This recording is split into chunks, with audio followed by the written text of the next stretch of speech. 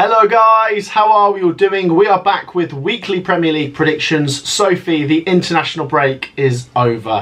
Thank God for that. Give me back the league. Honestly, give me back the Premier League and Championship. Yeah. The scores from the last week of Premier League predictions are there. Sophie's just gone ahead of me. They are now the overall scores in the Premier League weekly predictions. Let's get into some Premier League predictions. Before we do this, guys, you know the drill. Do make sure to hit that like button. For 4 weeks running, we've hit 4-figure likes. Let's see if we can do it again. 1,000 likes. It would be absolutely fantastic if we can do that. Do make sure to drop a thumbs up if you like your Premier League predictions. Of course, share your predictions down below. We're always interested to see what you guys have to say, and do make sure of course to subscribe as we start pushing towards 38,000 subscribers. Do make sure to subscribe so you see more of our videos when they go out. Let's jump into the predictions, Sophie, starting with a game at Molineux between Wolves and Liverpool. Liverpool looking pretty good at the moment. They're looking very good at the moment. Well, before the international break, they've been looking strong. I was going to say, yeah, they'll be hoping that international break hasn't halted any momentum. If they're a good enough team that we think they are, they should be able to carry it on.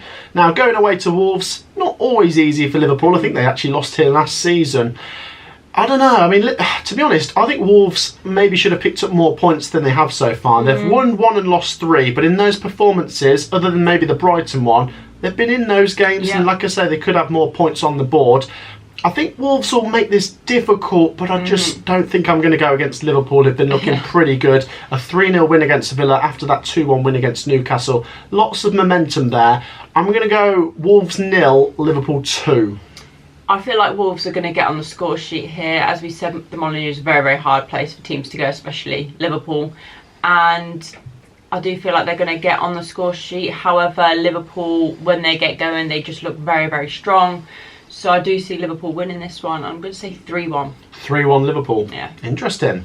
Right, so let's move on to Villa Park, where Aston Villa take on Crystal Palace. I really don't think there'll be a lot to separate these two. So far, Villa have just had so many goals going in, whether it's for them or against them. There's just goals going in everywhere. As for Crystal Palace, they've had a really solid start, and they're in that top 7 and deserve to be based on the way they've been playing and the points they've been picking up. They have actually been really good so far. So although Villa might come into this as favourites, especially as the home team, I don't think it's going to be a walk in the park. Crystal Palace have looked good. They've got so many good players, like some good individuals there, and when they click together, really good. But as I say, Villa, very good team. I think Unai Emery's maybe going to try and look for a bit more consistency after this international break. Going to sit on the fence here, but with it being Aston Villa and Palace, they've both had loads of goals so far. I'm going to say a 2-2 draw. Well, little Desmond to kick it off. I'm going to say that the away team win. I feel like at times Palace have looked quite strong. Villa against Liverpool weren't amazing, to be honest, but they have had the international break to maybe reset, get things going again. But I feel like it's going to be coming back to a defeat. So Palace for me, 2-1. 2-1 Palace. Yeah. That'd be a big win. You know, Villa Park's not an easy place to go.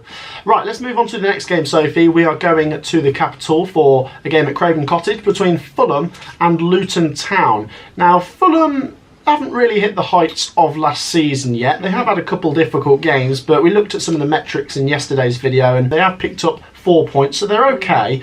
Luton Town, we expected it to be difficult this season. They have lost 3 out of 3. There is obviously that frustration with the Burnley game not being able to be played out. I've looked back at the last few videos we've done, Sophie, and actually I didn't notice that in the 3 games Luton Town have played, I've actually gone for a 1-1 draw every time. I just seem to keep thinking... So what are you going for today? Well, I just seem to keep thinking Luton Town will get up and running, but because we're doing points between us and we score points against each other, me keep going for Luton is losing me points here, and I know that if I go against them they'll go get a result, but I'm going to have to just go against them on this occasion. I think that there's points around the corner for Luton, but Fulham maybe just, you know, a little bit better. And I remember this game being like a 7-0 win to Fulham back in the Championship like 2 years ago. Gonna go Fulham 2, Luton 1.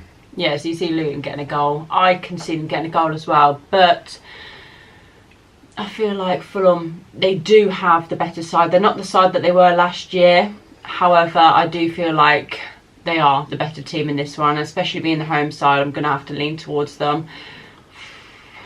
3-1 Fulham. 3-1 Fulham. Yeah, I think there's goals in that, and I think Luton will maybe get one, but we're going to go for Fulham there.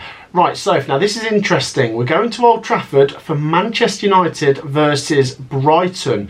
Now, I've not looked at the odds, but if I was the bookies, I'd make Brighton the favourites. I would as well. I'm not sure if they'll still make Man United favourites, but honestly, this is difficult for me because I'm really tempted to go all three ways on this. Brighton, first of all, I just think they play better stuff. Yeah. They play better stuff, and I could see them doing a job here. I also think Manchester United are capable of just turning it on one day and like winning when you don't expect, and I think I could go for that. What I'm going to do is go down the middle on this one. I'm going to sit on the fence and say Man United have got the quality. They don't click as much as Brighton do in terms of being a cohesive unit. I'm going to go for more goals, and let's go for more fun. A Desmond 2-2. Okay. Yeah, I'm going to go for the favourites in my opinion, and that's Brighton. Everything's a little bit disjointed at United at the moment. Obviously, there's a lot of things coming out about different players, so could that affect the team as a whole? Possibly. I don't know. Brighton, we've said it time and time again, week in, week out, we say how much we like them, the football they play, they're a good team, there's a good togetherness there, and I can see them getting a fairly convincing win. 2-0. 2-0 Brighton? Yeah. Wow, you're going really I agree, it could go either way, but for me, Brighton win. At what point do you think Man United would be like, right, Ten Hag's got to go? Is it if they're still struggling after 10 games? Or? No, I see them keeping them for a bit longer. Really? Who else you can bring in? To be honest, the problem at Manchester United isn't just the manager. It's not the manager, because we've seen that. You've sacked the manager and then you're still having issues. It's a bit of a mess. Manchester United fans, do feel free to share your thoughts, but neither of us are going for a win. I'll go for a draw, but Sophie's going Brighton. Let's move on to Tottenham Hotspur, Sophie, who take on Sheffield United. Tottenham doing well, and they'll fancy their chances of getting another 3 points here, especially at home against another newly promoted side. Spurs have just dispatched Burnley away 5-2, so they'll be licking their lips at this one. Sheffield United, if we're going to look at some of their performances, they've not really been outclassed in any games. Yes, they've lost 3 out of the 4, but they've lost them all by 1 goal. So I think there's something in this that makes me think Sheffield United will try and make it tough. I don't think it's going to be a win by 3 goals like that 5-2 win was. I'm going to say a win by 2 goals. I'll give the Blades a goal. Cameron Archer's up and running. Like we say, Gus Hamer, I think he is a Premier League player. They've got a bit about them, Sheffield United, and I'm still going to maintain that I think they've got a good chance of staying up, even though a lot of people are writing them off. But the positive story for me is how good Spurs have been, and I don't want to go against them. I'm going to go Spurs 3-1. Yeah, I'm going for a similar scoreline. However, I'm going to give Spurs another goal. 4-1 for me. I'm going to give Sheffield United a goal because, as you've said, they have been in games and I feel like they have got that moment of quality to get a goal. But Spurs are looking very good at the moment. So, for me, I wouldn't be surprised if they scored 4 or more. They've got it in the locker and I can see them doing it. So, 4-1. 4-1 to Tottenham. Yeah, they are really doing well under Ange Postecoglou at the moment. Let's go on to another team that's doing well, or should we say 2 teams that are doing well, West Ham United and Manchester City. Now, when I said one team's doing well, I meant West Ham because we just expect Manchester City to do well. They're top, they've won 4 out of 4, and as much as I want to say brilliant, well done, I still will, well done, but we expect it from them. Yeah, exactly. They're just so good. But for West Ham, let's focus on them a bit. They're doing so well. They're in that top 4, and I know it's early on, but they've picked up some really big results and played some good stuff. As I say in yesterday's video, we looked at some of the stats and metrics, and maybe there is a little bit of a West Ham slightly overperforming, but I'm not trying to take anything away when I say that. I think they're going to make this difficult, but I think Manchester City are going to get the 3 points again. Yeah. 2-1 Man City. Yeah, I can see it being a close game as well, to be honest. But I'm just going to say the 1 goal, obviously going towards Man City. I feel like it'd be stupid to back anything bar a Man City win. I'd like it to be a draw. I feel like that would be an upset, and I feel like West Ham would be capable of that at this moment in time. But it's just Man City, isn't it? So 1-0. 1-0. Okay, right, let's go to Goodison South for Everton taking on Arsenal. Now, this game last season, I feel, was a massive turning point for both when Sean Dyche just came in. He got that first win for Everton, and it was a real unsettler for Arsenal. They were strong favourites going into that, and that maybe was where the wobble started with the Premier League title campaign. So far, Arsenal have looked good, and Everton maybe not so much in terms of points. Anyway, these two are, at polar opposite ends of the table. Yeah. I'm going to go for the favourites here, which is Arsenal. I will say that I wouldn't be totally surprised if Everton can make this difficult and maybe get something out of it. I know it sounds like I'm trying to cover all bases by saying that, but in terms of my prediction, I am going to go with Arsenal. I'm going to go 2-0. Yeah, something about this fixture is telling me there's going to be a little bit of an upset. I think with Everton being the home side, they can at times be a hard team to break down, and I can see them really frustrating Arsenal and it being a draw. I'm going to say 1-1. 1-1? Yeah. So that's what I mean. I know that if I go for 1-1, Arsenal win, and now I've gone for Arsenal win off 4-0. I just feel like it's probably going to be something quite close. Let me know your thoughts down below. We're both going for there to be 2 goals, but we're both going quite different there. Right, let's go down to the south coast, Sophie, as AFC Bournemouth take on Chelsea. This is really difficult to predict, in my opinion. This one I'm really struggling with because two sides that haven't picked up a lot of points yet. Maybe you'd expect that a little bit for Bournemouth. They've picked up 2 points. It's been all right, but they really want that first win. As for Chelsea, they have got a win, but they're a team that would have thought they'd maybe be on at least 2 wins by now, and they'll want to get that second win here. As I say, we've looked at the stats and metrics, and things suggest that Chelsea are underperforming in terms of they're looking good on the eye. They should have scored more. They should have scored more points, but they're not doing it. So I'm not sure if they're just being wasteful, not taking chances, and just being pretty pathetic at the back.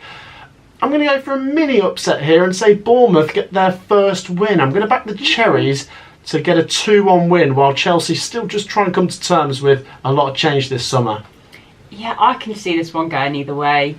I feel like because you've backed Bournemouth, I'm probably going to have to back Chelsea now, and I'm going to go 2-1 the other way. However, I could really see Bournemouth getting something from this game, especially being the home side as well, and Chelsea being the Chelsea team they are at the moment. But saying that, Chelsea, they do create the chances, they're just not finishing them off. In some of the games I've seen, they're very, very reliant on Sterling at the moment to get the goals, and they've got that new striker as well, so possibly he could bag a couple in this one. But yeah, I'll go the other way, 2-1. 2-1. I'm glad you've gone for that because I feel like I wanted to go both ways, so at least we can split on that. Right, interesting. 2 games left. Let's go up north to the northeast. Newcastle United take on Brentford. This could be really close. Brentford play some really good stuff. Newcastle United as well, but 2 sides that'll be really frustrated at recent results. Maybe not so much performances, maybe a little bit performances for Newcastle, but just feel like these two are only, 1 goal away from winning some games or drawing them, and they just can't seem to put some games to bed, and they dropped silly points so far this season. I feel like both will be desperate to get something here. I think Newcastle will really be targeting that second win after 3 defeats in a row. Brentford will want to maybe keep their little unbeaten run going, and maybe even a draw would be a nice result here for them. I'm going to go for Newcastle here, Soph. I think with them being back at home, they really need that win. I'm going to go 2-1 Newcastle. Yeah, I can see why you're back in the home side, as St James's Park is a very difficult place to go. It's a nice place to go as well for the fans, love to go. But I don't know, Brentford are quite draw heavy. They're quite, they're a good team, quite hard to break down, and at times I feel like Newcastle are struggling against teams like that. So I wouldn't be that surprised if a draw did play out. So go on then, I'll say Desmond. 2-2 for me. Oh, Desmond for you. Yeah. 2-2 at St James's Park. Interesting. Share your thoughts on that one down below, guys. The final game is on Monday night, and it's at the City Ground. Nottingham Forest take on Burnley. Now, if we're going to go on just the Premier League results and what they've done so far, I feel pretty confident with Forest. But one thing we need to point out is that this fixture's already been played out in the Carabao Cup, and Burnley walked away 1-0 winners at Nottingham Forest. But Forest fans will make an argument that it's a completely different kettle of fish, isn't it? And the Premier League means 10 times more, if not 100 times more. Forest, you've got to admit, so they've been really good so far. They have. Yeah, a little bit inconsistent with like win, loss. But that's better than what they were doing last season. So much better start to the season. There's a lot more promise there. Yeah, absolutely. And Nottingham Forest have played some really top teams so far. So now being at home against Burnley, they'll feel like, right, we really need to win this one. Not trying to take anything away from Burnley, who themselves have had some really difficult games at the start here. And they'll really want to get something here. They don't want to make it 4 defeats from 4. No. So I think this will be a real scrap for Nottingham Forest. I think they've got a real battle on their hands here. No way in the world is this a walk in the park. Every game, even against the team that's bottom of the Premier League, is hard fought for anyone, unless you're Man City, I suppose. I'm going to edge Forest. I think their recruitment has been proven to be fantastic so far. Yeah. They're looking really good. You know, they've scored in every game so far. I think they might concede 1, but I'm going to go for Forest to win 2-1. See, I'm actually going to give Forest a clean sheet here, which I feel like is going to be, obviously apart from the 3 points, but a massive thing. And I'm not saying that Burnley aren't good enough to score. I feel like they're going to be very much in it, and I feel like the goals are going to come quite late on. But for me, Forest just have a lot more quality, so 2-0. 2-0 Nottingham Forest. Interesting. Well, there you go, guys. That wraps up our Premier League predictions, all 10 games after the international break. Do feel free to share your Premier League predictions down below. Let us know what you think of our predictions in the nicest way possible. Do make sure, of course, to drop a like and subscribe for more Premier League content over here. Thank you for joining me, Sophie. Thank you. And we'll see you all in the next one. Peace out.